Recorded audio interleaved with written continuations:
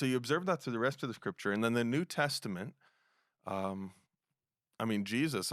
You recall there's multiple stories where he's feasting. I remember reading this book, or I didn't read it. I just saw the title, and I referenced it a little bit in a different project I was working on, and it was something about like eating your way through Luke.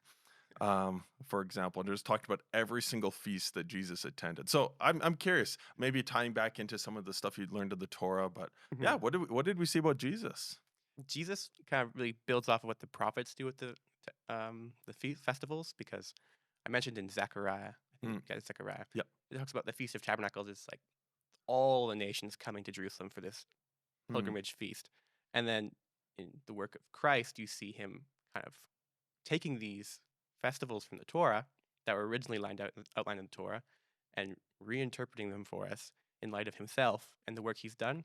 And that's really cool that you can like reflect on not only all the salvation history, all the way from Egypt, all the way through Christ and beyond into the new creation. I think that's a really neat element that the New Testament brings to us that makes it really clear. Yep. And also you just see Jesus interacting with all these different celebrations in a really positive way. Like he's willing to have fun and feast and to enjoy things. Like look at the wedding of Cana, where he provides hundreds of gallons of wine. Yeah. If he was a killjoy and not into celebrating, he probably wouldn't have done that. And it's like John even notes, like this is the first miracle by which he showed his glory. And that's what he says in the book of John, in John 2. Yeah, exactly.